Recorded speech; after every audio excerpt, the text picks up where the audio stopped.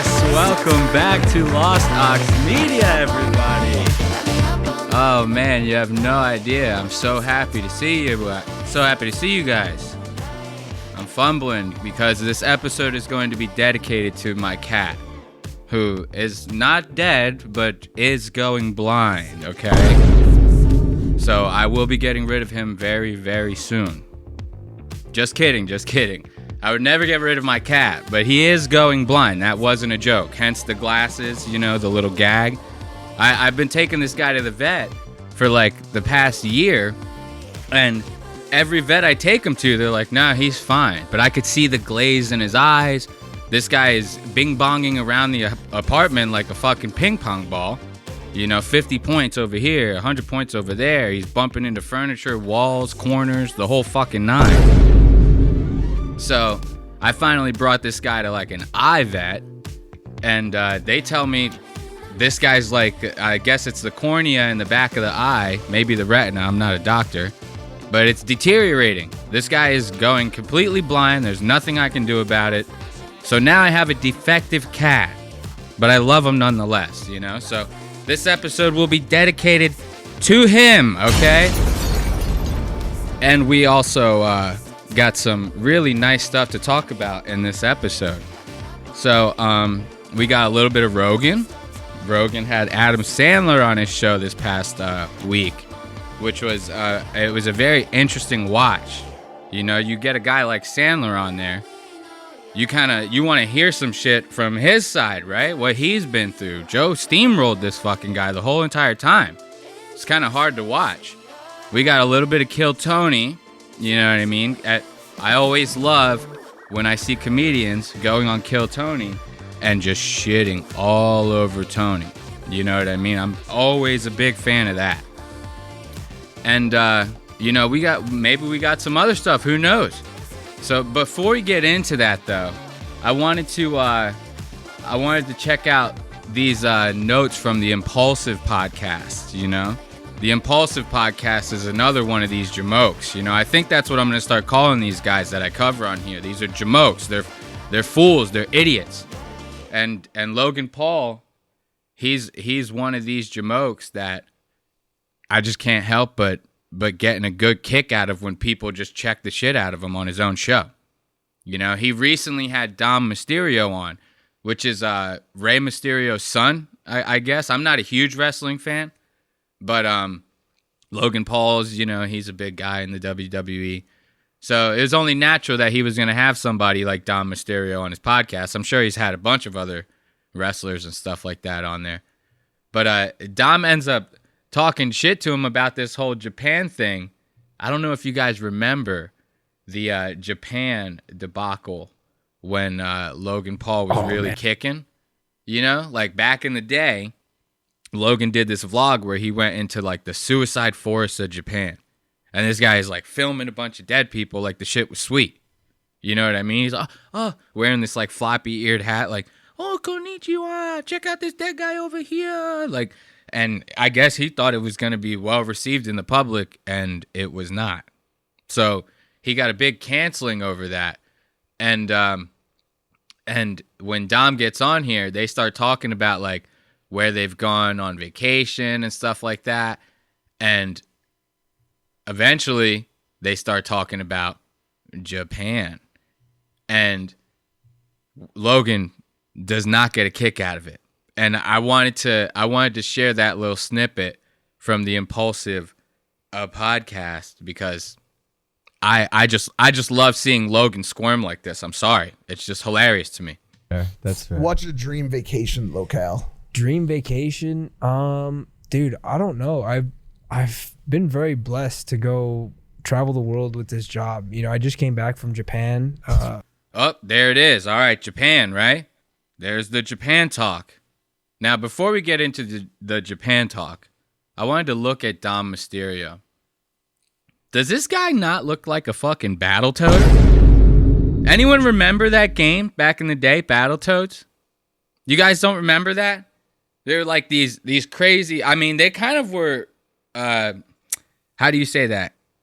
Anatomically proportionate. Like they looked like toads. Their shoulders were all the way up here. their heads, they had like no necks. You know what I mean? They had like no necks. And they had very, very stout but wide heads and faces. And this is kind of like what we're seeing right here with Dom. He kind of looks like a Mexican battletoad. As a matter of fact, I'll give you guys, I actually happened to save a picture of a battletoad here in my notes. So check this out. Does this guy not look like a freaking battletoad? Let me get this frame right. If only in a perfect world, right? Look at this. Let's do a little side by side. Does this guy not look like this battletoad right here? I mean, come on. The resemblance is uncanny. So Dom Mysterio coming in here looking like a battletoad, and he brings up Japan. And now you can almost cut the tension in the room with the knife at this point, you know? They all hear Japan, and they all start getting freaked out. Let's see how they react to that. Last week, Great place. like, Must be nice. it was really nice. Yeah, I'm sure you guys had fun. Look at We had a Logan. blast. Yeah. We've been hoping to go there. Look at Logan's face. You see him? He looks fucking... He's like, why? Why, Dom? Why are you doing this to me right now, Dom? And you can hear it. He's like, yeah, must be nice to go there. Must be nice to go to Japan. You know what I mean? I haven't been able to go to Japan for many, many years. It's been quite a long time. And the reason for that is because if that motherfucker went there, they'd make sashimi out of this dude. Like, it'd be over for him. You know what I mean? This guy would be completely done for if he even stepped a foot into Japan. But it doesn't stop there. You know, Dom starts really digging at him because Dom knows what he's doing. Dom's not stupid. He knows what he's doing here. So let's listen to how Dom starts negging at Logan a little bit. For some You guys reason, haven't we been have. to Japan? Well, You've never been? There's a great. I had like, prior obligations. No, you gotta go, dude. This last time I had prior No, obligations. dude, he's you been gotta- really busy. He has been busy. He just hasn't had time to go there. Can you? And of course, Mike has to butt in, try to fix the situation like he always does. Mike Malik, he's another one. This guy is a fucking jokester, dude. Every single time something's happening with Logan, Mike wants to come in there and try to mop the whole situation up. Bro, just let him squirm. This is great fucking content. Just let him squirm, man. Everybody wants to see it. So why do you want to try to clean the shit up? This fucking burger reviewing fucking schmuck, dude. I can't stand Mike Malik. Stop trying to fix everything. Let it happen. You go? Bro, Dom, what do you think this? Yes, I can go to Okay, Japan. I'm just making sure. No, I can go to Japan. I didn't know if you were like, shadow banned or something. Bro. Yeah, excommunicado. Come on, excommunicado. No, Yeah. I'm not excommunicado. Dude, I I heard didn't know if you were put on a list or something. Dude, like, he is. Somebody No. told me one time he has to So talk directly to the emperor. I'm not. Now, look, Logan tries to play it off right there with a little bit of, like, laughter. He's like, oh, I'm not excommunicado. I can still go if I wanted to. Yeah, fucking right. I'd love to see this guy step foot in Japan. They would fucking skewer this motherfucker. But yeah, he tries to mask it up with a little bit of laughter. But once again, you could see he is not enjoying this. He is not enjoying the time that he's having with Dom right now talking about Japan. And then Dom does the unthinkable. He brings up the floppy-eared hat. And that's where Logan really starts to he's like, bro, that's not cool, man. You shouldn't have brought that up, man. That's not cool. Watch this. Not even kidding. No, I WWE can pull some strings for you. 100%. I've never said this before, but my rule was if I went back, I'd like to be invited back. And I haven't gotten the invite yet. That's never happening. Who are you Okay. trying to get invited by? Probably my best bet is the WWE, no? I mean, Listen to how fucking stupid that sounds. If I want to go back to Japan, I would like to be invited back, right? And then they ask, who's going to invite you back, Logan? Who would you like to invite you back? They're trying to play the joke of being like, you're going to have to talk to that Winnie the Pooh looking motherfucker, Xi Jinping, or whatever his fucking name is. They're trying to neg at him and get a little bit of a bit going here. for the content. And of course, Logan wants to say some stupid shit like, well, I'm hoping I get invited back by the WWE. As if they're the ones pulling all the goddamn strings in Japan. Like, how dumb do you have to be to think that, like, they would be the ones to have, like, the weight behind that decision? You know what I mean? They could they'd be like, no, fuck Logan Paul. Get John Cena. Get fucking what's the other guy? Brock Lesnar. Brock Lesnar. Brock Lesnar's a little washed up. Who's the other guy? The fucking huge buff retard with the blonde hair. I forget his fucking name. How is it? He fought in the MMA and everything. The UFC. Whatever. There's a million guys they could get in Japan to do an event there. So even if the WWE like tried to negotiate that with Japan, they'd be like, no, just get somebody more famous. Like we don't give a shit. You know what I mean? Whatever you got to do to sell tickets. Now watch. Here he comes where he talks about the floppy-eared hat. Logan really doesn't like that. Watch this. Be a real heel there. I mean, we get invited. Oh yeah, you would. Dude, especially if you show up with the hat. Bro, stop, Dom. Stop. That was too far. That was actually too far, bro. I'm just as a heel, That was too far, bro. as a heel. But You see that? Hold on. Let's see if we could go back. Look at it. Look at his face when Dom That says was too this. far. That was actually too far, bro. I'm just as a heel, That was too far, bro. Look at that. That shit right there makes me giggle, dude. Look at this. This is the face. We got him. Let's give a round of applause to fucking Dom for making Logan look like a complete asshole. I always love getting a big kick out of that. You know what I mean? Because these jamokes, they go by so unchecked. You know what I mean? Logan Paul, Joe Rogan, Tony Hinchcliffe, these guys that I'm constantly talking shit on. They're always going by completely unchecked.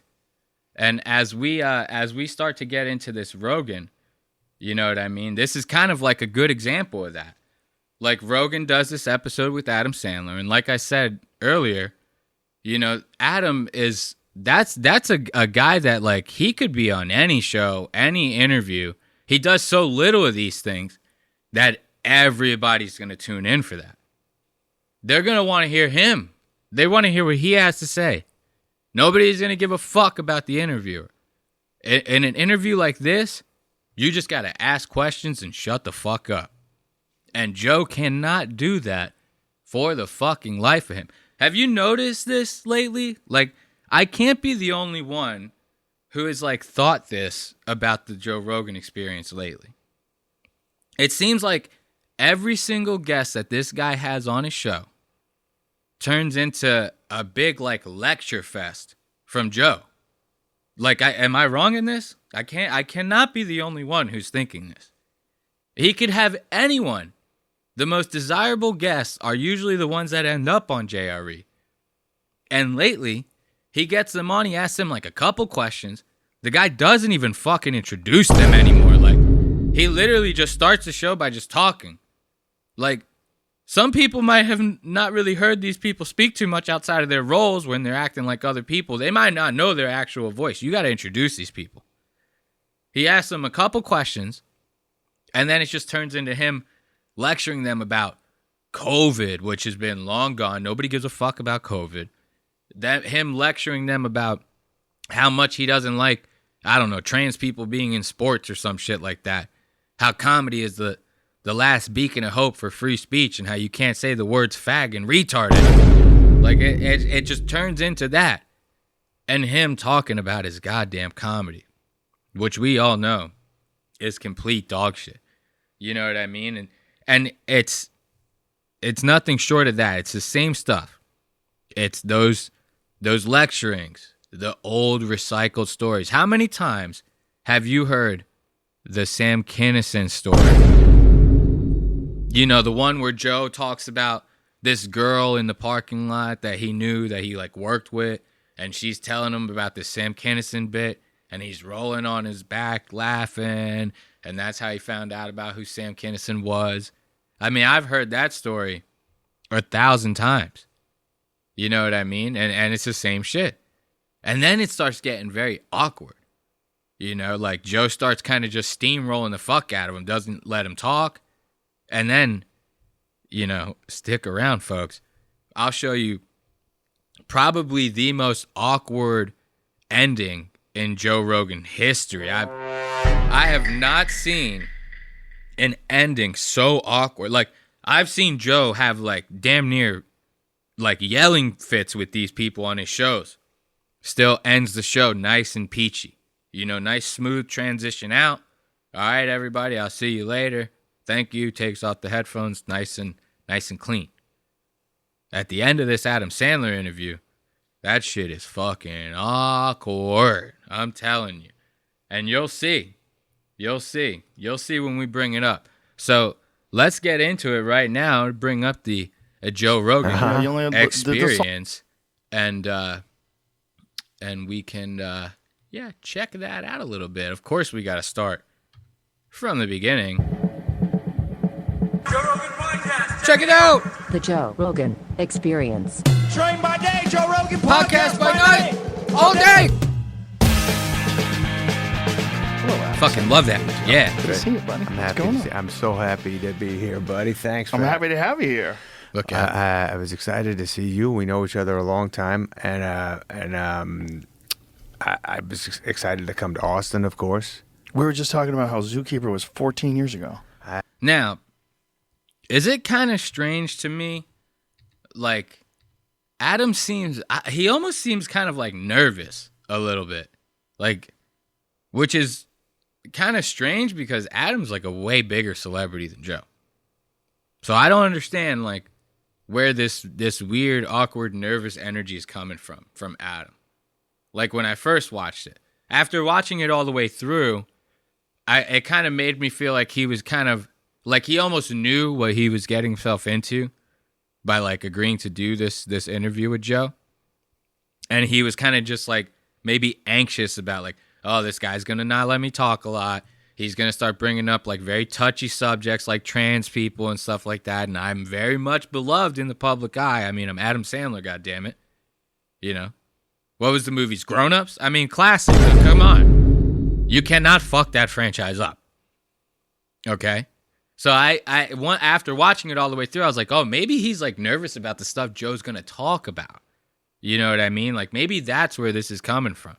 And they slowly get a little more comfortable with each other, but that fucking intro is a rough. Watch this again. Watch how nervous Adam looks. Hello, Adam Sandler. Hey, Joe. Good to see you, buddy. I'm so happy to be here, buddy. Thanks. I'm happy to have you here. I was excited to see you. We know each other a long time, and I was excited to come to Austin, of course. We were just talking about Right? That's very strange. It's like a very awkward intro. He's like looking at the camera, you know, directly into the camera. Like I'm talking to the camera. I'm the only person here. So it's kind of like, what am I going to talk over here the whole time? You know what I mean? But when it's like an interview with two people, you don't want to be like staring directly into the camera, which I thought was kind of strange because like Adam's a movie star. That's like actor 101. You know, you cannot stare directly into the camera. That's like not what they do. But yeah, so let's get into like these little halts and these like little rough points in these interviews. It's very hard to watch. So they start talking about, I forget how it gets brought up, but they bring up Chris Farley, who is like a very big, a very close friend of Adam's and a big influence on him as well. I mean, they were on like Saturday Night Live together, stuff like that. And Joe kind of tries to turn the conversation into talking about Farley's like drug addiction and how like he was really down and bad like a little while before he had died. And Adam, you know, my guess is he doesn't want to talk about his long lost buddy in that way on this platform in front of tens of millions of people. So he kind of gracefully changes the subject. And then like that was kind of like one thing right there. I was like, oh, maybe this interview is not going to go as smooth as I thought it was. You know what I mean? So check out the way that he does this. Is very, very smooth on Adam's part. I will give him that. But Joe kind of almost tries to throw his good dead buddy under the bus. Watch this. you up if I wanted to. Farley was a big dude too. He was a big boy. He was like maybe 5'8", 5. But he was like 5'8" wide too. He was wide. Yeah. Fucking athlete though, moved nice. Well, when he moved around on stage, Yes, when he yes. moved around on SNL, he was Yeah. fucking. That was part of the thing, is he was so explosive. Oh, yeah, like man. part of the funny in him was this Yes. fucking insane. Yeah. So now this is nice, right? This exchange right here is actually very wholesome. You know, they're talking about the good times. They're talking about how Farley was big, but that motherfucker had moves, baby. Kind of deceptively nimble, you know what I mean? Maybe he was on so much coke, you know what I mean? This guy was like a fucking giant fat squirrel. He's just fucking. But nonetheless, they're talking about the good times. You know what I mean? And I just, for the life of me, I couldn't understand. I'm like, why did Joe kind of like try to twist it into like talk, like for what? For the content or something? Like people would have just enjoyed talking about any kind of like Farley, Adam Sandler stories at behind the scenes, anything. You know, you could have steered that conversation in like a million different directions. But for some reason, you kind of wanted to like throw his good buddy under the bus. I just thought that was weird because, like I said, right now it's like going nice, you know? But he had this explosion inside of him Absolutely. that could get out. I only met him once. You did meet him? Yeah, I met him on the set of News Radio, and he was in the middle, the throes of addiction. So he was gray like wet cardboard. It was weird. It was weird being around him. He just looked sweaty. He's like, "Hey, how you doing?" I was like, "Hey, what's up?" Was he there to see Phil? Or? He was there to see Andy Dick. Him and Andy Dick were hanging out, and I think they were both off the rails. They were having fun. They're having a good time. Yeah. Fucking, that sucks. I hate it. Well, he was, it's horrible. But That was a good time of life, though, huh? That news radio shit. Oh yeah. See that there was the change. Like, so you can see like they start talking. Adam he doesn't want to completely pivot the conversation. He kind of wants to like smooth it out. But you can like already see Adam's kind of like, yeah, that sucks. You know, you can tell he's kind of like, all right, how am I gonna, twist this around? And then he kind of goes like, oh, but that was good times being on news radio, right? All those other guys on there, right? It's good shit. And that was kind of like the pivot. And I thought that was very graceful on Adam's part because I don't know, Joe's just he's very good for bringing the conversation down. Let's check that again. The throes of addiction. So he was gray like wet cardboard. It was weird. It was weird being around him. He just looked sweaty. He's like, "Hey, how you doing?" I was like, "Hey, what's up?" Was he there to see Phil? Or? He was there to see Andy Dick. Him and Andy Dick were hanging out. So now, watch. You'll hear Adam. He's still trying to put the positive spin on it. Like, Adam will even say, oh, yeah, him and Andy Dick, like, they were having fun. Yeah, I know. And I think they were both off the rails. They were having fun. They're having a good time. Yeah. Fucking, that sucks. I hate it. See, right there is where Adam is like, fuck, well, how... I got to turn this around somehow because I don't want to sit here and shit on my dead friend who I actually loved and endear still to this day. And this guy's kind of fucking up my whole mood. So now here's the pivot again. Well, he was very nice on that's Adam's horrible. part. That was a good time of life, though, huh? That news radio shit. Oh yeah, that was a lot of fun. It was Spade and. Yeah, see, so now he starts going, oh, Spade, those guys, were they all around and stuff like that? And that's very good on Adam's part. I will give Adam applause for that. That was a very, very, very good transition on his part because that conversation could have went down real fast. So now they start talking about Joe's special. And this I kind of thought was interesting, only for the fact that Adam is somebody, like I said earlier, is way more famous than Joe. Doesn't really owe somebody like Joe anything, especially praise when it's not due. Anyone who saw that new special who's actually a fan of comedy knows that shit wasn't it. That special was not it. And it's kind of crazy to see all these other comedians glazing Joe so fucking hard. It's mind-boggling to me. Like that, and it's all for just for the fact that they all want to be on his show again. They want to get that exposure. Nobody wants to talk shit about Joe or his comedy. just because they want to like you, they want to suck at the teat. You know what I mean? Like, who wouldn't want that, right? If you're somebody who's in the business of catching people's attention, aka entertainment, that's all it is, then like you would kill to be on a platform like Joe Rogan's Experience. You would kill to get a taste of the JRE, right? But Adam Sandler doesn't need that. And he's doing the same fucking glazing. And it threw me off a little bit when I was watching it. I was like, what the fuck am I even watching here? Like, you could have brought up the special, been like, yeah, it was good. I liked it. And kept it hot, man. Kept it moving. But to watch him suck his dick like this, and he does it multiple times throughout this episode. Absolutely. You fucking were loose. You set yourself up to do a live fucking special. I don't think I could handle that, man. My head be spinning way too much, man. But I had to over prepare. But you didn't have any pauses. You just boom, boom, boom, boom, boom. How long were you doing that set? Well, I did. Well, because I have my own club, that helps a lot, right? All right, I want to stop right there because, like I said, this is it's wild to see this, to actually see Sandler kind of being like, yeah, it was nice. You did like no pauses, boom, boom, boom. Everything was good, but yeah, it was good in the sense that like nothing went wrong. But this guy has been kind of like doing the same set for like the past 10 fucking years. Like, so I mean, literally, if you watch the special prior to this newest one, it was like almost the same fucking act. You know what I mean? Like and the strangest thing was the premises were outdated. It's a 2024 special. This guy had like a good 10-minute chunk about COVID. Like, what the fuck are we doing here? Who's still writing bits about COVID in their comedy specials in 2024? Who's doing that? You know what I mean?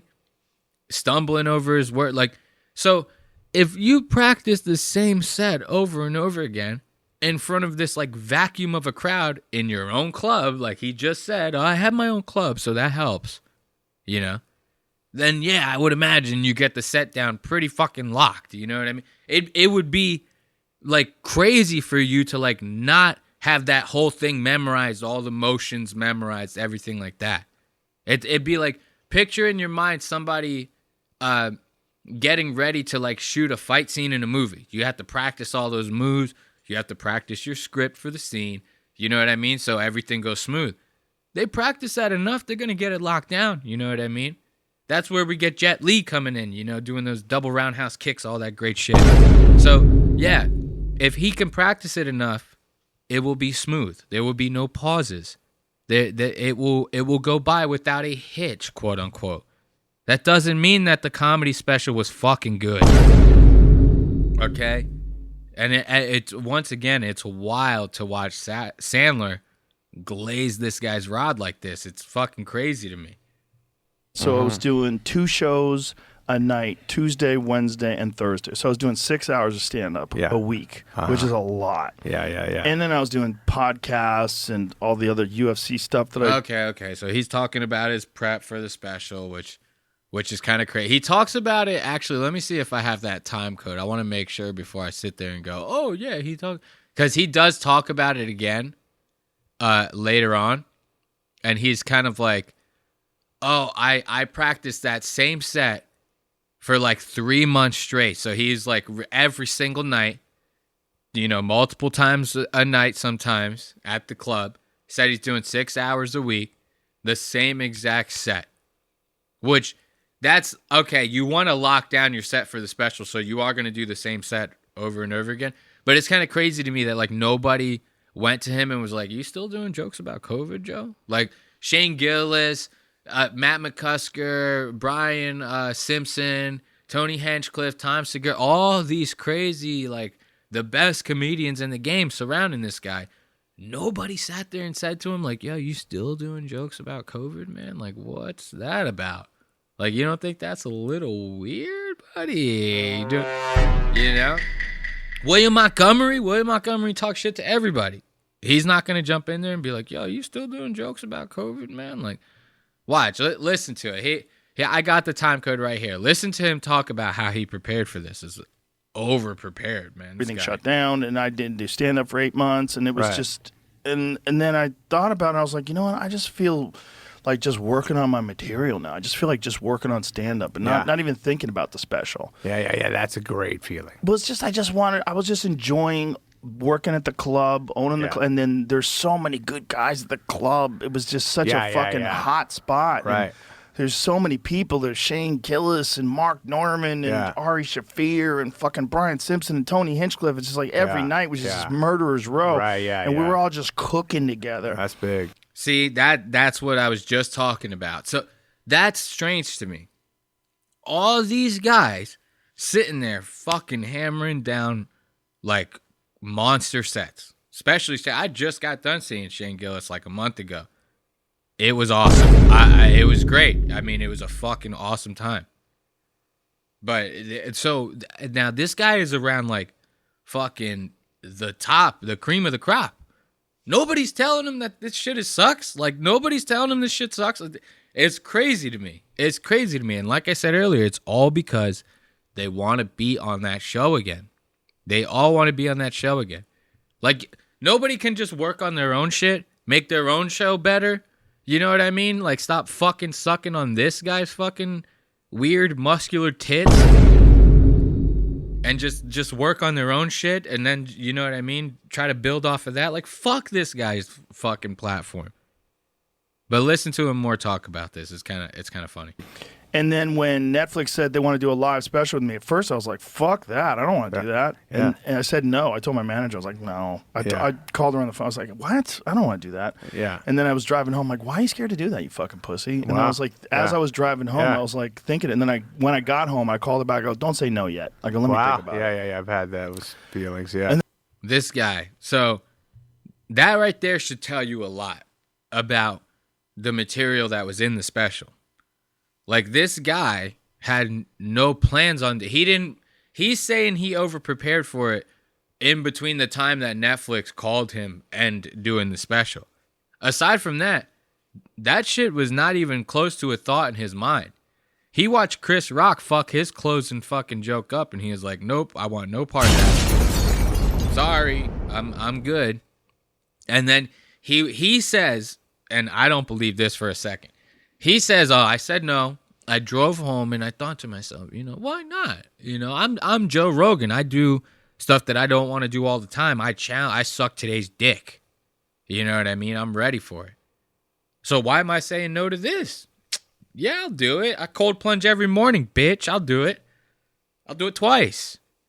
And that's what he's trying to say to the public. I don't believe that for a second. I think that this guy got a call from his agent and was like, yo, you sure you don't want to do this? Because Netflix just tripled the number. Yes, now they're going to pay us 3 times what they want, which we were going to get 50 mil originally. Now they're doing 150. So you in or you out? And this guy, he's, 200 mil from Spotify. He sold his, the On It. Oh, man, I got to tell you guys about On It. He sold his company On It to a company called Unilever. That's another 250 to 400 million they're estimating on that sale. This guy is halfway to being a billionaire. Netflix comes around with a big number like 150. He's like, that's going to put me even closer to my goal. Why not? If they're going to triple the number, tell them I'm in. And that's honestly how I feel like that exchange went down. That's honestly how I feel that exchange went down. Because you kind of hearing it from him yourself. He's had literally no plans on doing this. And to sit there and say so strongly, like, no, I'm not doing it. Sorry, that's not happening. And then be like, I got, yeah, I guess I'm Joe Rogan. We can do it. Nah. I don't believe that for a second. And like I said, listen to the preparation. I don't know. This is wild to me. This is the prep? That's ballsy, man. I was fucking terrified of it. Of course, I'm scared thinking about doing it. I would never fucking do it. But you killed it. You killed it. You were loose. You were rolling. You crushed. Well, I did that set in order for 3 weeks straight. Right. So I had it locked in for 3 weeks. I didn't do any which I always fuck around. Yeah. There was no fucking around. No deviation for 3 weeks. You were steady. Exactly. I also wrote all the bits out by hand. I wrote them all out, even the ones I already knew. I wrote them all out. I wrote all the transitions out. I listened to recordings. I watched videos. That's big. Yeah. I beat myself into the ground. That's good. I over prepared. Right. Over prepared. He over prepared. That's crazy to me. Like. All that and nobody. I'm still stuck on the COVID part of that. Like the fact that you would put that in a special in 2024 is baffling to me. And so you did all that prep and you never not one time said to yourself, "Is this bit a little bit outdated?" You know what I mean? And that kind of shit right there should go to show you that like nobody that surrounds you is being genuine with you at all, dude. Like that right there should go to show you. And the funny thing is, if this guy would just take like 2 hours a week to read like some of his comments, he would have like a reference point on like, oh man, these are some of the things I need to change. These are some of the things maybe I could do better as a creator, as a comedian, as a podcaster. But he doesn't. He actually goes out of his way to brag about not reading his comments at all. So, you know, all these people comment on his post, they're screaming into the void. The only person reading these is Jamie fucking Vernon. So, you know, and you think Joe's going to listen to him? You're out of your fucking mind. So that's enough about the special talk, you know what I mean? We're going to start talking right here at this pivotal moment is where Joe's going to start getting a little bit disrespectful. But I kind of want to, take a couple hits of Bud before we get into that. So let's put on some music and spark one up real quick, you know what I mean? Oh, what's this?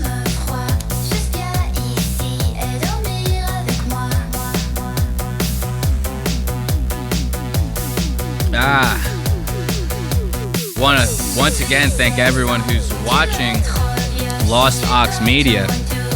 We love to have you.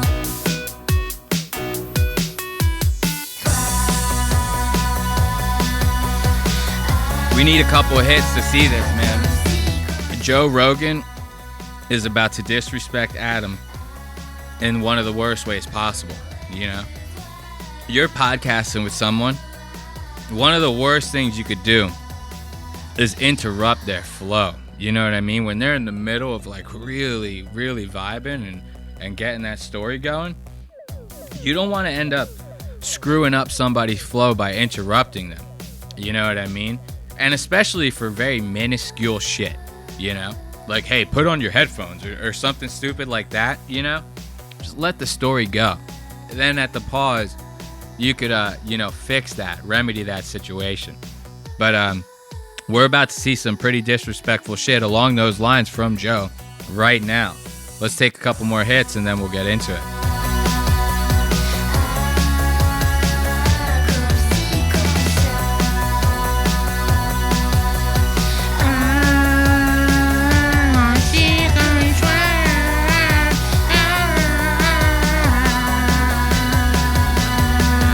Yeah.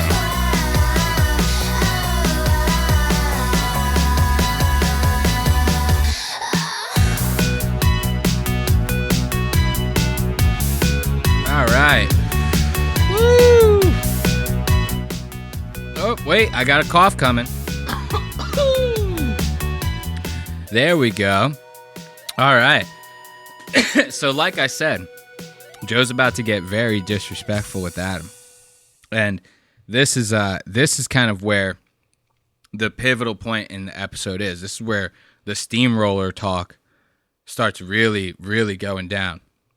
But Joe doesn't let Adam get a word in, otherwise basically starts turning it into a lecture session. Like I said earlier, Joe is very good for that. And then he's going to start going into some recycled stories, which we also know Joe's very good for. But watch this disrespectful ass shit Joe's about to do to Adam.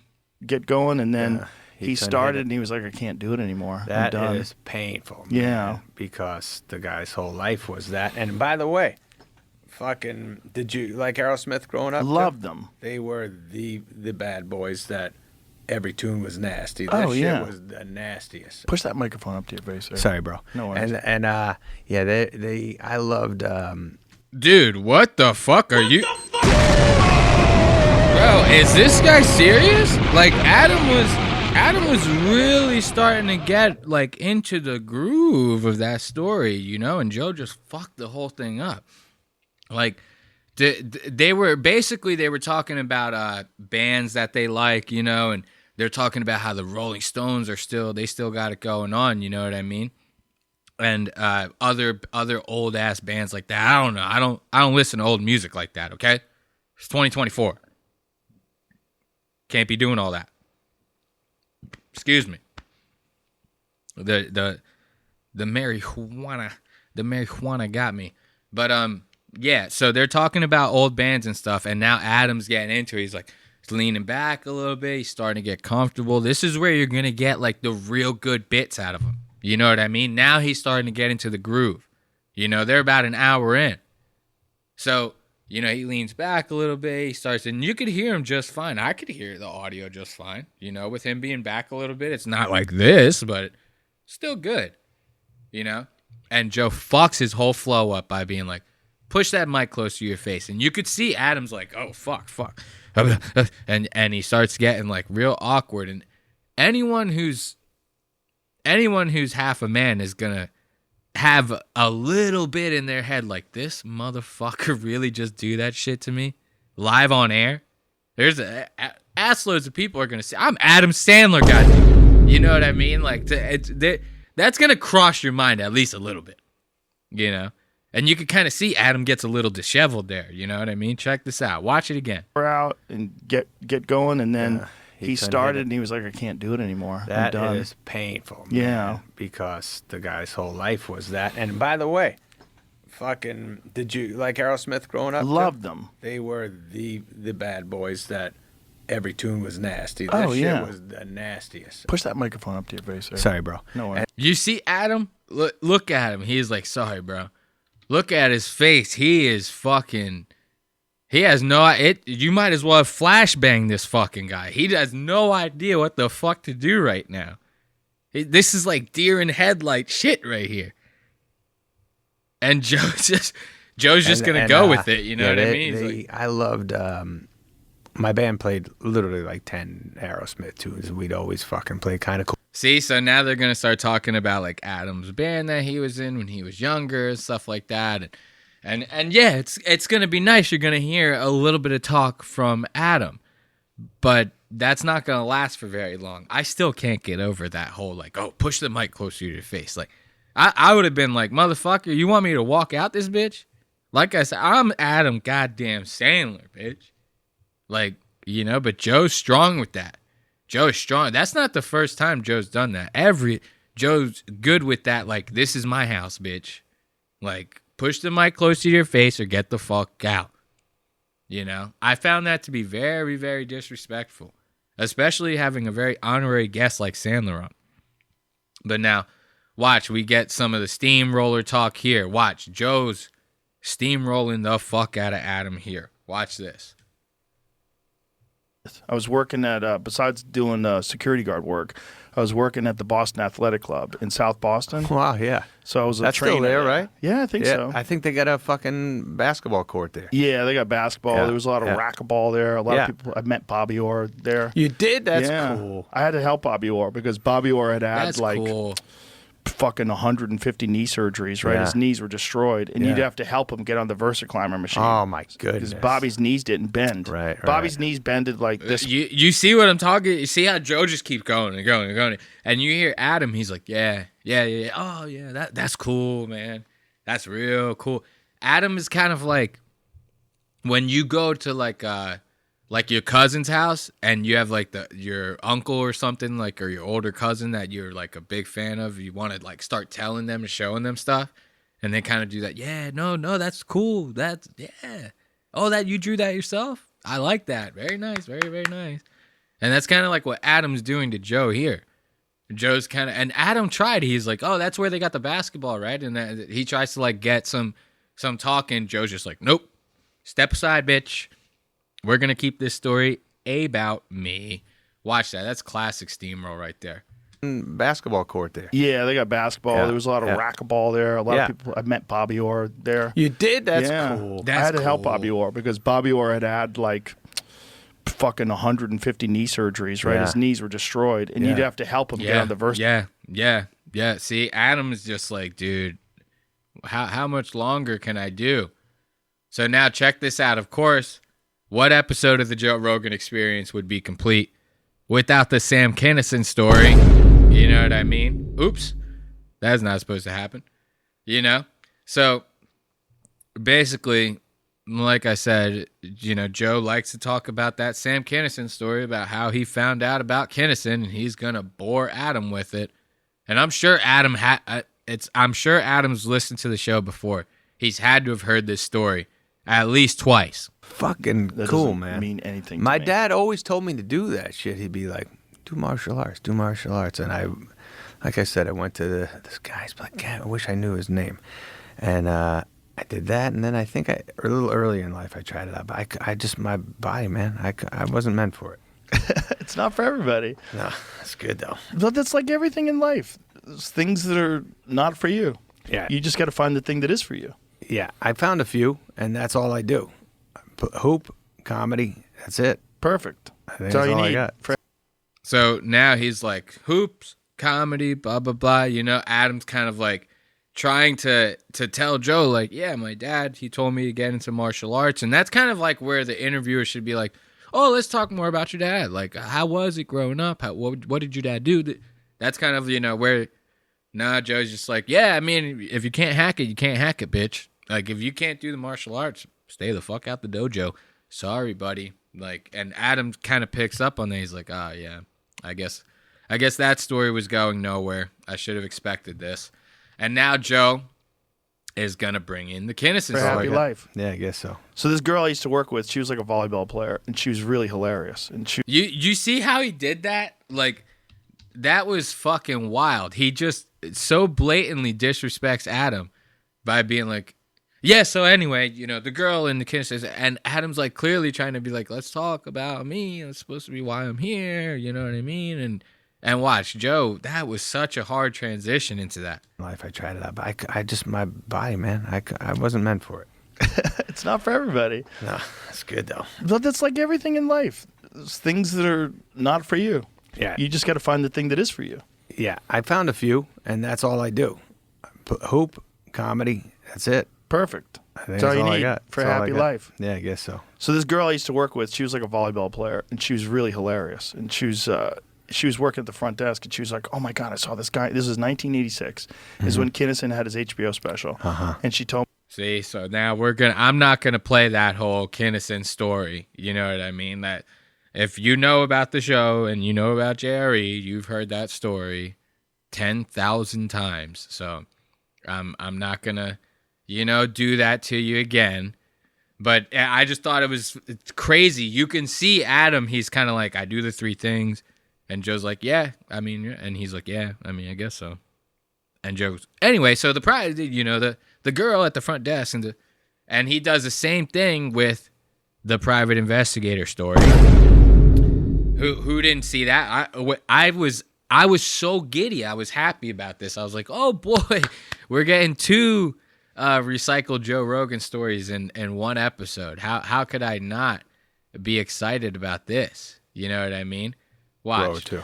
I worked for a private investigator when I was starting out, when I was an open micer, and this private investigator was Bill Downs' cousin. Mm-hmm. Wait, hold on. Was this private investigator the funniest guy you've ever heard? Was he like damn near, he should have been a comedian? Is it that private investigator? Mm-hmm. I didn't find out about it until after I started working for him. Wow. And to this day, one of the funniest guys I've ever met in my life. Just never did stand up. He was. Yeah. Oh, God, here we go again with this bullshit. God damn. All right, so, you know, it's a bunch of recycled stories, a lot of steamroller talk, You know what I mean?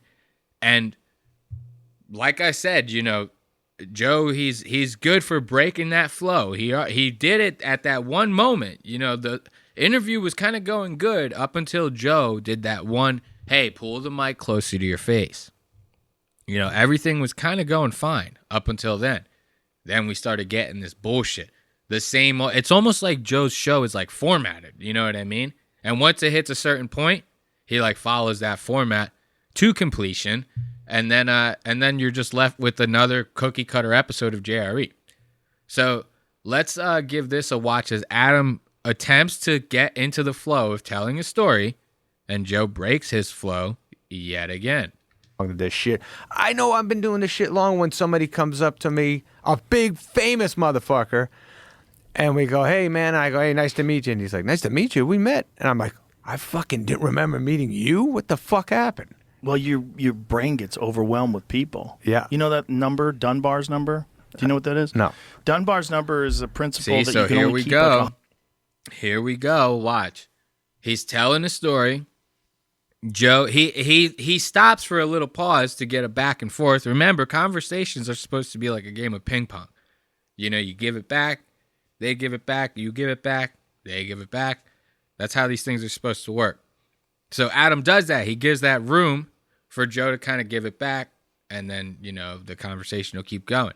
Instead, Joe uses it as an opportunity to lecture Adam on some bullshit information that Adam probably gives no fucks about. I mean, watch this. Ooh, what the fuck happened?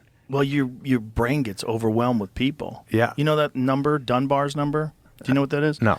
Dunbar's number is a principle Adam don't give a fuck. He's like, no, I don't, and I don't care.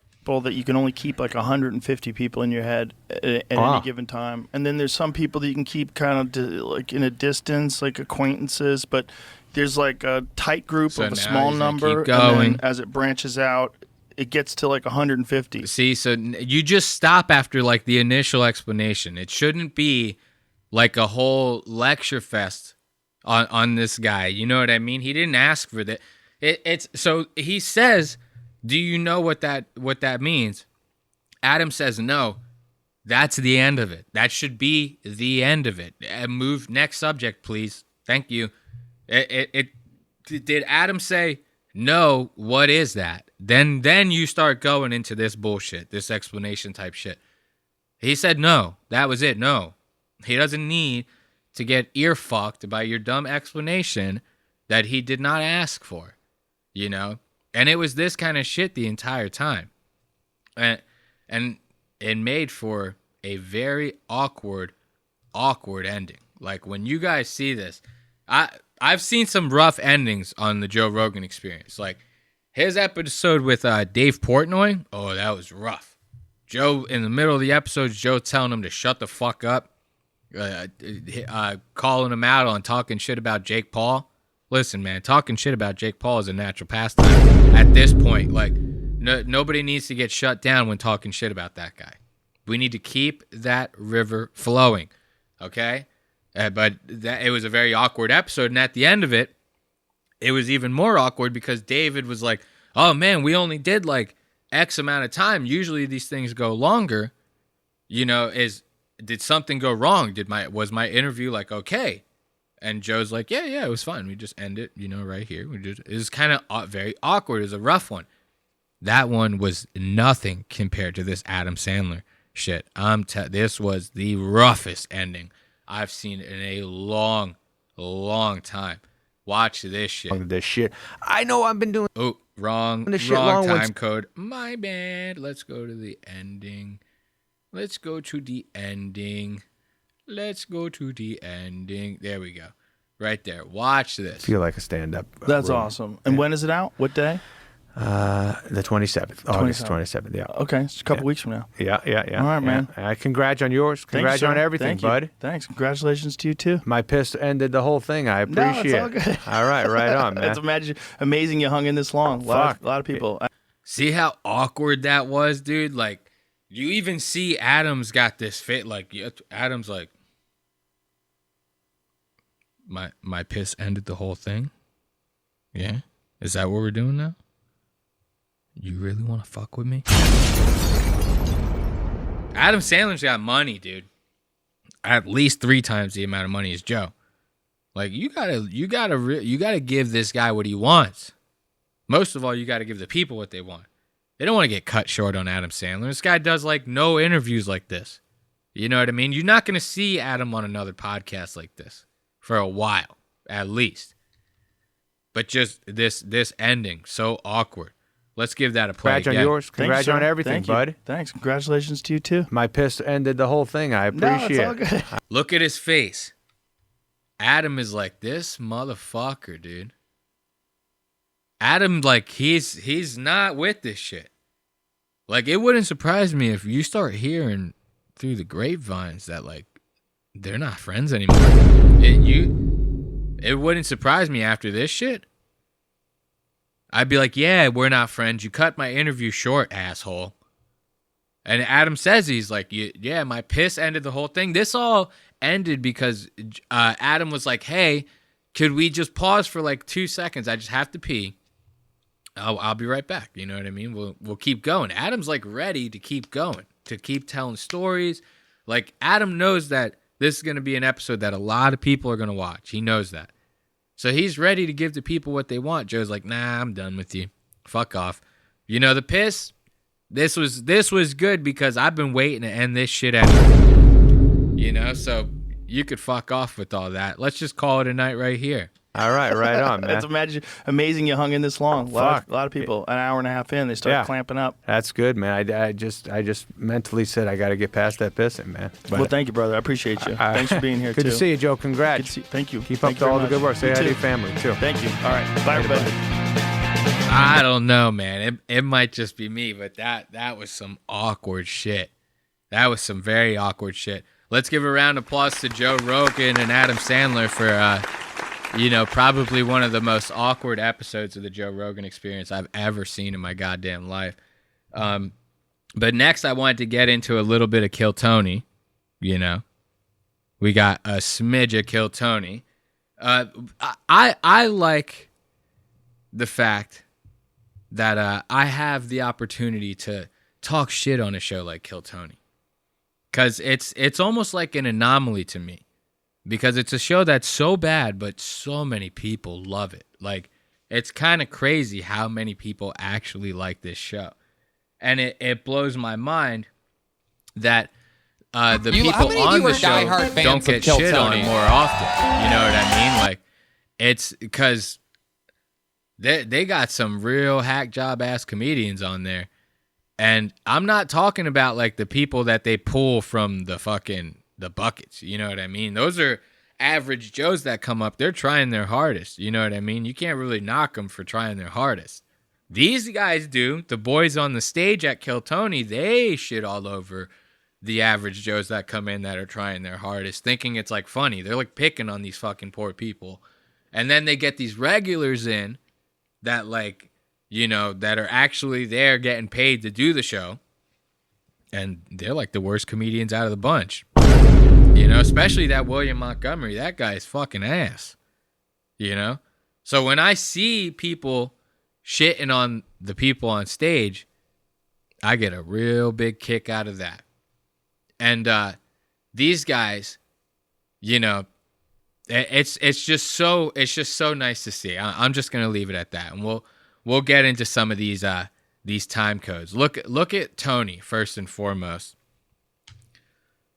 Looking like the gayest thing you've ever seen. He loves these vests.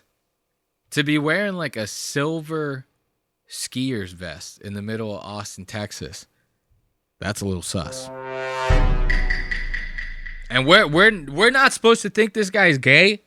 You got to be kidding me. But look at this. Eventually, these guys are going to get shit on real hard. And this is the type of behavior that makes me condone them getting shit on. And this is why I love talking shit about these guys. Watch Tony attack these two people for having to go to the bathroom during the show. I mean, like, what are you going to just piss your pants? Like, watch this. How many of you are diehard fans of Kill Tony? Oh, look at this retard going pee right now. Perfect. You waited until the very, very start of the show. Absolute morons we have here. running into cameramen and photographers on his way out. I mean, you gotta love my fan base. It is absolutely insane. Dude, talk about fucked up. So, like, that's real fucked up shit. Because you don't know what's going on with this guy. He could have, like, one of those bladders where it's like, now or never. I'm peeing now or that's it. You know, there's no holding it. He might not have had to pee before the show started. You know what I mean? It's so funny.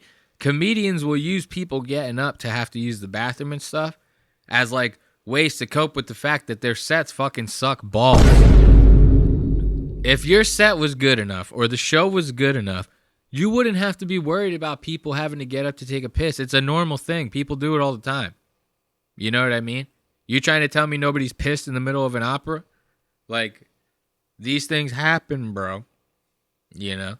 And I can't stand when comedians try to, like, use that as an excuse to, like, be assholes to people, you know? And Kill Tony, that show is good for that. These guys will sit there and be, like, the biggest bully assholes to everybody who gets on that stage who's not, like, famous or somebody in the comedy industry, and use the fact that it's a comedy show to, like, mask all that up.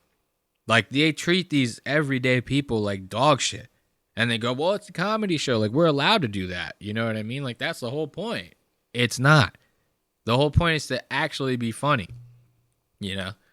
But here's one that they kind of couldn't bully this chick. You know what I mean? They get this trans woman on the stage. She's trying her hand at comedy. And they think that they're going to have, like, a grand old time just tearing this bitch apart. And they don't.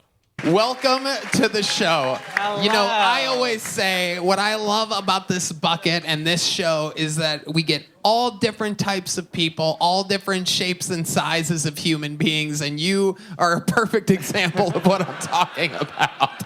This is absolutely incredible. I get it. Welcome to the show. Where should we even begin? Dude, America is crazy. Look. Ari's loving it. Look at Ari's face. See, this is also a cope. This is like one of those, like, he's trying to be like, oh, America's crazy, bro. You see the craziest shit in America, bro. You see the craziest shit, man. This is crazy, bro. And he's like, oh, this is crazy. This guy is loving this bitch. He's masking it up. He is loving this bitch. You know how, like, when you were in middle school and this guy's, like, constantly picking on, like, one girl, and you start to kind of slowly realize, you're like, oh no, he likes her. He likes her. He's not picking on her because he fucking hates her. He likes that chick and he wants to get her attention in any way that he can. So he finds that nagging her and picking on her is probably the best way to do it because he can't think of anything to say to her himself. You know? That's kind of what's going on here with Ari. He's, like, trying to mask it up, like, oh, man, America's crazy. America's fucking crazy, bro. And then he's like, hey, bitch, here's my number.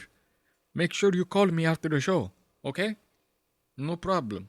We make fuck, okay? We make fuck time together. But here's this one's really nice. I love this one. So now, like I said, these guys, they think that they're going to have a grand old time tearing this bitch apart. They don't. She's sharp. She's on her toes. I'm sure she's had to deal with plenty worse than these guys talking about her, you know, because she's still got a dick.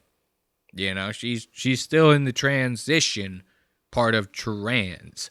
So, you know, I'm sure she's had to deal with shit talkers way worse than these guys. So now Sam, he's trying to make these, like, passive-aggressive jokes at her. And she fucking, Tony, all of them, they're all trying to make these passive-aggressive jokes at her. And she's quick to turn him back around on her. And Sam ends up getting left hanging. And it's probably the greatest thing I've seen in a long fucking time. Watch this. So, Phoenix, I mean, my goodness. Here we are. You tried to be a Cowboys cheerleader, is that true? I didn't try, but I was kind of, like, trained, and I danced with a lot of the girls that are on the team, and even some of the hip-hop team that they have. Right. But I was like, fuck it, I don't want to do that. I love it. You might not have been able to be a cheerleader. You should try it out for tight end. Oh, see? So now like I said, Sam Tallent. I don't know if the marijuana might have got me. I don't know if I introduced it. Sam Tallent and Ari Maddie are the guests on this week's episode. So those are the two that I've been making fun of for the past like 3 minutes. Don't know if I mentioned that earlier. But all right, so now Sam Tallent, he tries to make this passive-aggressive joke at her, like, "Oh, defensive line, you should have been tight end." You know what I mean? You should have been a fucking a fudge-packing tight end. You know, and he's like, "Oh, the crowd's loving this one." She turns it around real fucking quick on him. Watch this. It'd be good for the league. My guess is that end isn't so tight anymore.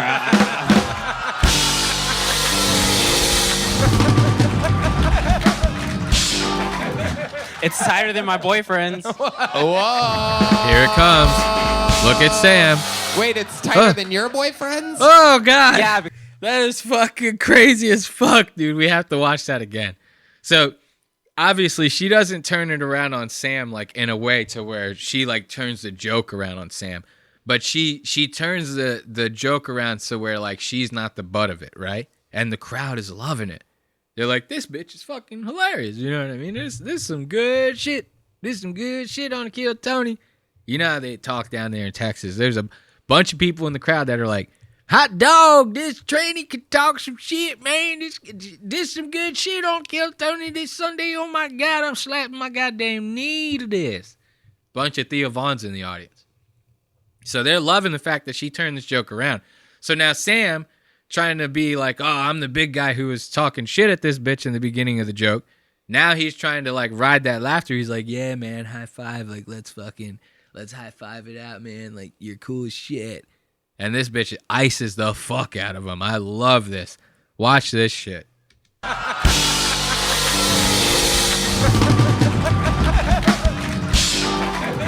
It's tighter than my boyfriend's. Wow, look at Sam. I gotta pause it at the right moment. His Wait, face. it's tighter than your boy? Look at his fucking face. Jesus Christ, dude. Oh my God. That is sad, dude. He really thinks that she's coming in for that. He really thinks that she's gonna turn around and actually catch it this time. Look at his smile, dude. Jesus fucking Christ. That is so sad, dude. All right. Let's watch. Oh, it does look like she's looking at him. It looks like she's looking right at him.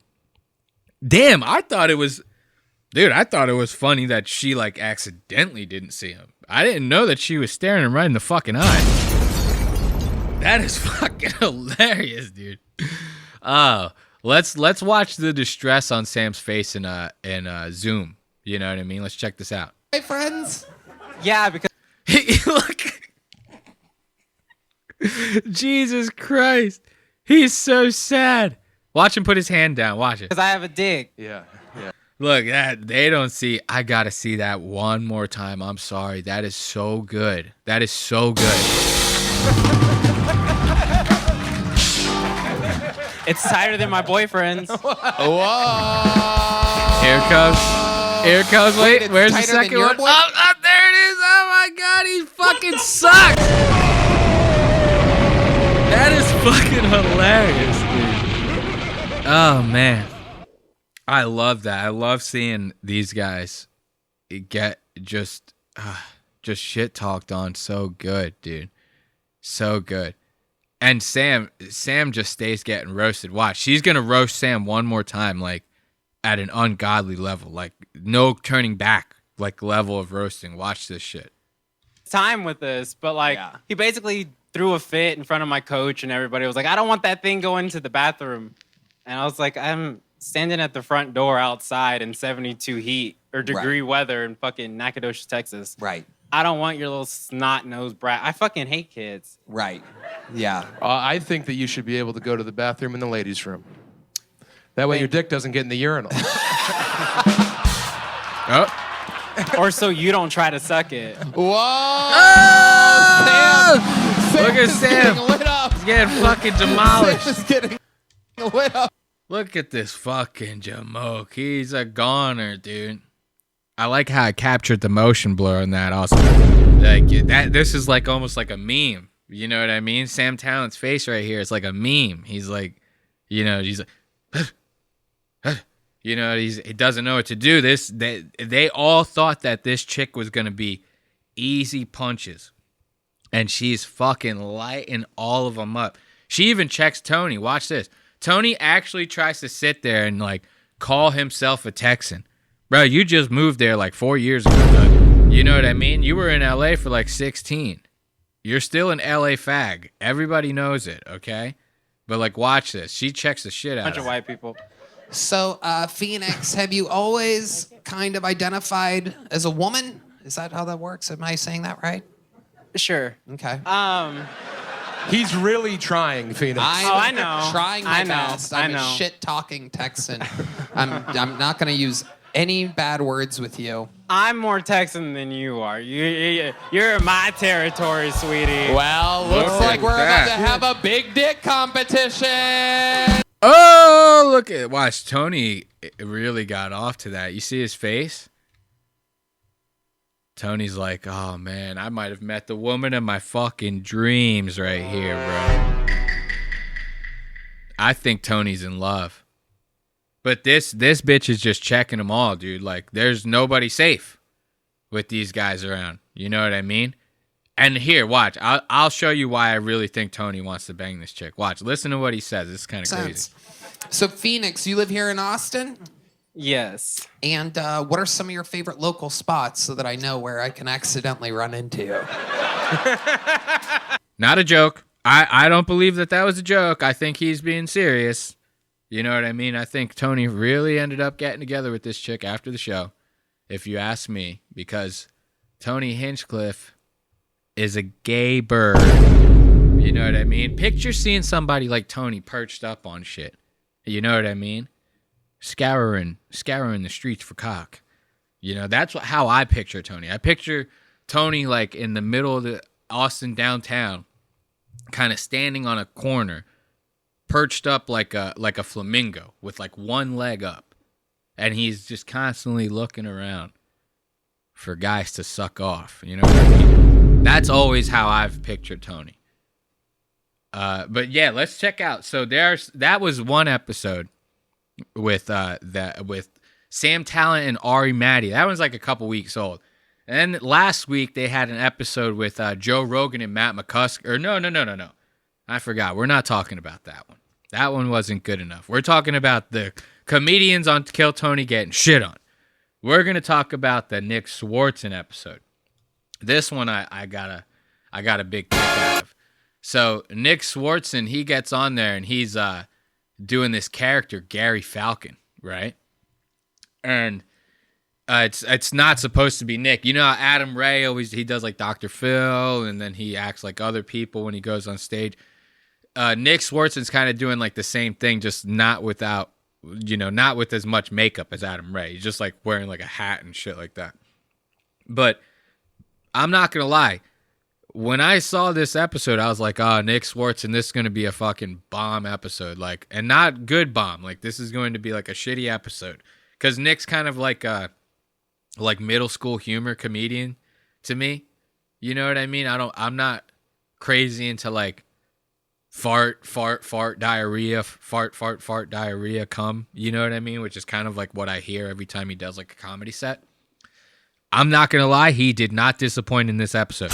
This guy, I was like taken aback, because he is shitting all over Tony and all the guys in this episode. I was loving every second of it. I was like, holy shit. I didn't know Nick was like capable of this level of roastery. You know what I mean? Because Tony claims to be like the king of roasting. And Nick fucking kills him, dude. Nick destroys him. But before we get into that, I wanted to show you guys the intro. You know, Tony always does these intros where he's like, it looks like he's trying to like waft farts into his nose. Like every time you see those, he does that. He comes on stage and he's like, come on, guys. Cheer for me louder. And it looks like he's trying to smell his own gases. You know what I mean? At least to me, it looks like that. This episode, or this intro to this episode, is no different. Same shit. Hey, this is Redman coming to you live from the Comedy Mothership here in Austin, Texas. For a brand new episode of Kill Tony, get up for Tony Hinchcliffe! Look at that. Here's the wafting. Watch where there it is. Hold on, guys. Let me get a kiss out to the audience. Who's ready for the best fucking night of their lives, huh? Look at that. So now let's go back. See the wafting again? Let's watch the wafting. Look, there it is right there, the wafting. Now, look at this jacket he's wearing. You see this? Tony coming in looking like one of the extras off of Thriller. Again with the vest. You know what I mean? But this time we went from a shiny skier's vest to an extra gay leather vest.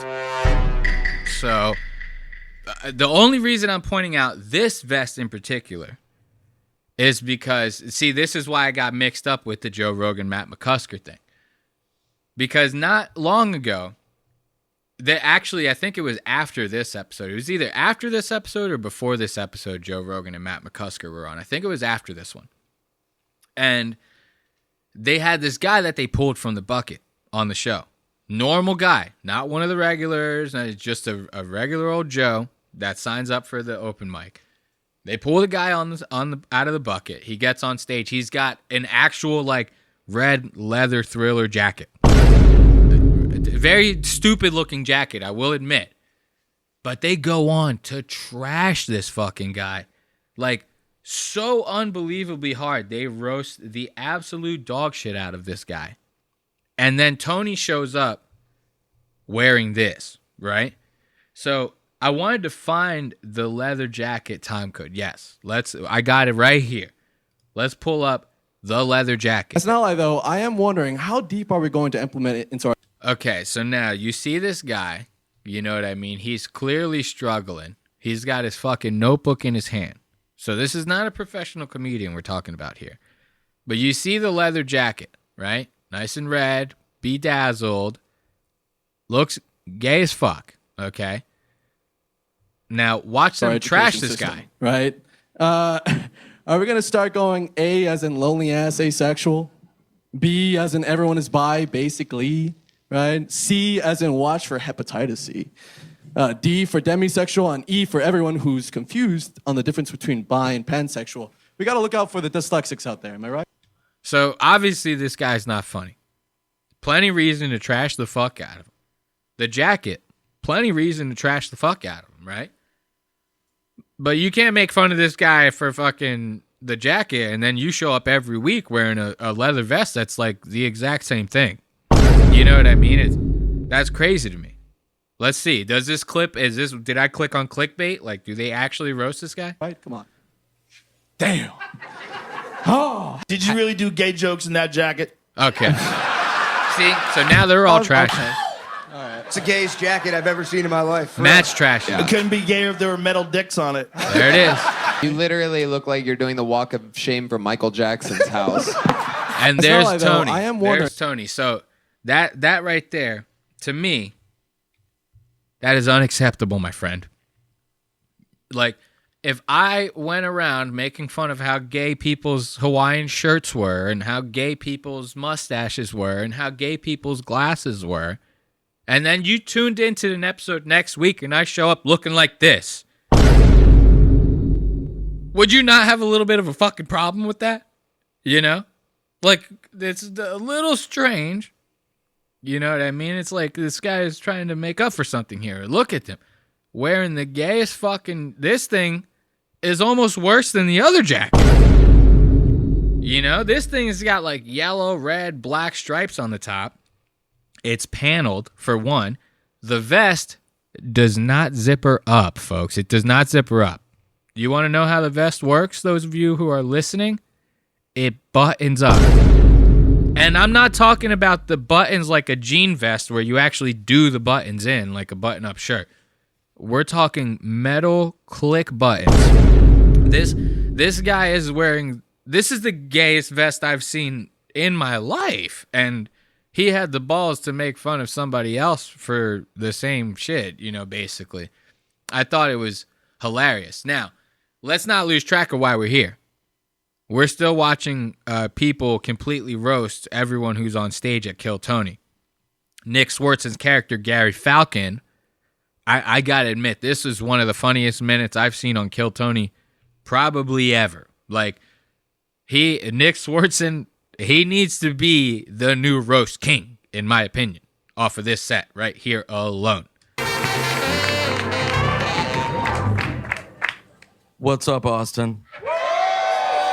How about William Montgomery right here? There you go.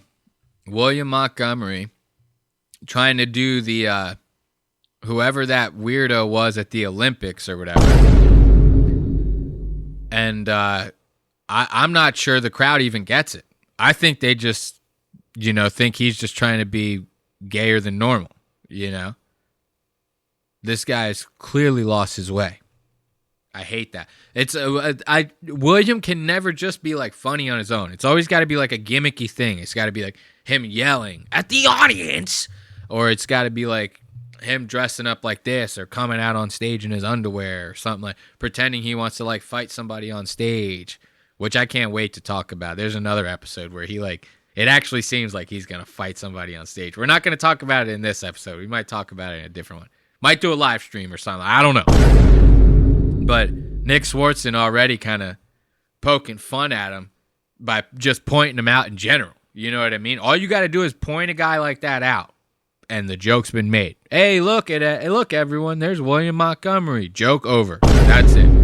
You know what I mean? But listen to this set. I've never wanted to suck off a Smurf more in my life. All right, here we go. Let's see how this plays out. My name is Gary. That movie Oppenheimer bombed in Japan. That's the worst joke. Yep. Do you ever fart at the bar and then forget that you farted? And you're like, who smells like semen? Okay, maybe that was the worst joke. It gets better, I promise. Look at Tony. There we go. What a weird-looking Muppet.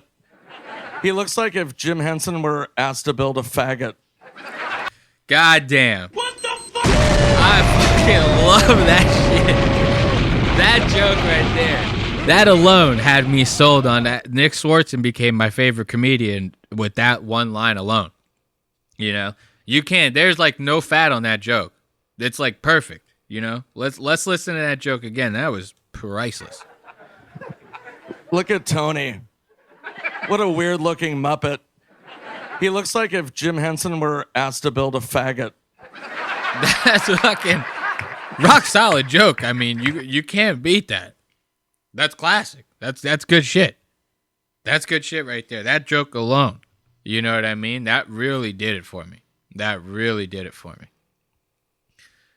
But it's funny.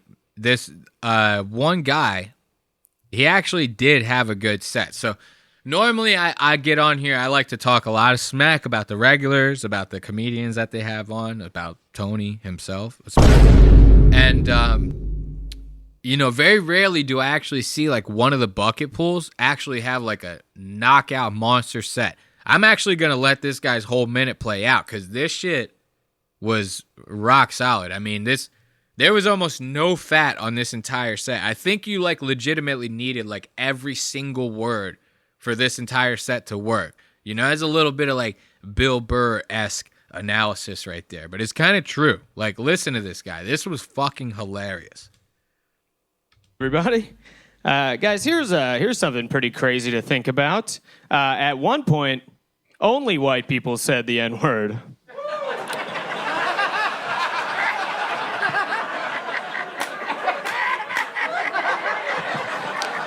Really did a 180 on that one, you guys. Already fucking killing. I like to call it. Do you guys think it was like a slow transition, or like a hard, fast stop and a switch?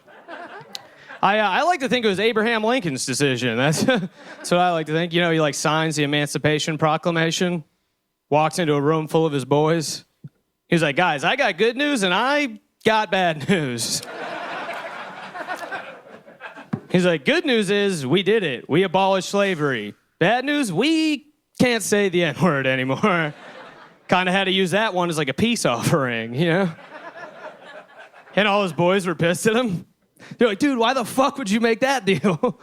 That's like our favorite fucking word. And he was like, guys, relax. What are they gonna do? Make it cool? Thank you. Fucking flawless set. Somebody call the fucking police. It shouldn't be legal to have a set that good on a shitty show like Kill Tony. You should actually bring that out to the world and actually make something out of yourself, because you're not handicapped in any way, so these guys are not going to recognize your talents at all, okay? You have to be real fucked up looking like to get any recognition out of these fucking jamokes. Okay? I almost feel bad for this guy. But don't worry, you know, because this guy ends up getting a little bit of revenge. You know, you see, he was actually on the show once before. And, excuse me, I'm smoking a little bit of shmee. You know, that's a little red bar for you. But he's been on Kill Tony before. And Tony ends up starting to make, like, gay jokes at him, because this guy's got a really, really dope mustache. You know, you can't talk shit about the mustaches, folks. I mean, they're back in. I'm sorry. So they all start talking smack about this guy's mustache, and he ends up calling out Tony for recycling old jokes. And I thought that was priceless. So how do you explain your face? Did you perhaps work in the oil industry for a very long time? Just alcoholism, I think, is the number one explanation for it. You look like Magnum G-A-Y. Nick Swardson fucking killing. As always in this episode, he fucking destroys. It is. You do. You look like Daniel Day-Lewis. Yeah, last time you said Daniel Day Dinklage, because I'm short, but I... Got him. What the fuck? Tony recycling old ass jokes as always. You know what I mean? It's funny because he had that one real big joke on the who's that? Tom Brady roast, right? Where he was like, "Oh, Bert Kreischer looks like Liver King if he was Tiger King and beaten by Rodney King and all these kings." And if you watch, there's clips on there. Remember, Tony used to be a writer for the roast, the Comedy Central roast. And there's clips like from like maybe 10 years ago or something like that, where Snoop Dogg is like, "Oh, Lisa Lampanelli looks like she slept with Rodney King and a fucking old king with the Danger King." And it's basically the same goddamn joke. And obviously, I'm not doing it justice. I don't sit there and memorize the shit, but search the clips. You'll find them yourself. So I thought it was hilarious how this guy right away is like, "Oh yeah, you said the same shit to me last time, bud. You know, you want to talk shit about my mustache, about my face? Yeah, you're recycled, okay? We all know it. I know it. You need to come to grips with yourself, friend." Now, remember, I was telling you the only reason I'm talking about this episode is because like Nick Swardson was roasting people the whole time. And we're running out of time, so we don't have the time to go into every single one. But here's something that I thought was extra funny and a little bit strange. Nick was having a good time. At least it seemed to me like he was having a good time on the show. But then at certain points, he was kind of taking more jabs at Tony than usual. And at times it seemed to me like it was at times where Tony was being like extra bullyish to people. Especially Red Band. He's always fucking with Red Band. The show would be nothing without Red Band, okay? Who's going to do the audio? Ben Avery? I don't think so. So, you know, excuse me. When Tony was starting to get extra bullyish to these people, that's when Nick would start taking like heavier jabs at Tony. And at one point, Nick ends up leaving. Like, he says he's going to the bathroom, but he just never comes back. It's like, and that shit happened like an hour before the show ended. So I was like, what the fuck is happening here? Watch, I'm going to show you. This is kind of crazy. I'll show you this part when he leaves, and then I'll show you the end. Like, he's nowhere to be found. It's kind of funny. Look at the progress bar. Tony, I've got to go to the bathroom. Okay, how much episode we have Yeah. left? Is that okay? Yeah, go to the bathroom. Come back. Yeah, and then you're gonna come back. I have to go adult potty. Yeah, go potty. Adult potty. Yeah. I have to make it number 2. Yeah, it's okay. Might be 3. It might be. Might be a 3. Wait, what's the number 3? Splatter gories. So now they're trying to make like jokes about it, you know? But I don't know. I kind of feel like Nick is kind of hinting at him like, yo, man, I'm gonna skedaddle. You know what I mean? You know that SpongeBob meme where he's like getting off his chair? He's like, I'm gonna head out. Like, that's kind of the vibe I'm getting from Nick right here. And they're trying to make jokes about it, but I feel like Tony maybe knows Nick's not coming back. Spider gories? Splatter gories, maybe. Yeah. I have to go adult potty. Okay. All right. You want us to pray for me? Yeah. Yeah. Pray for me. My potty. This is how we party. Ladies and like what, 3 stairwells? Yeah. We're gonna have someone take you directly to the VIP restroom. Directly? Yeah. Erect. Okay, so he's like, all right, yeah, they're still making jokes about it. I'm not going to lie, folks. I didn't know it took him this long to get the fuck off stage. I would have time-coded this a little bit differently if I would have remembered this, how long it took him to just get the fuck off the stage. Erectly. Yes. We're going to have someone take you right there. Okay, praise him. Gary Falcon. Gary So now they're all clapping. Gary Falcon. Gary Falcon, we love Gary Falcon. Gary Falcon, we love Gary Falcon. Gary Falcon, we love Gary Falcon. Gary Falcon, we love Gary Falcon. Yes. They don't know that they're cheering for this guy. He's not coming back to the show. I'm sorry, folks. He's not coming back. Okay? And that shit.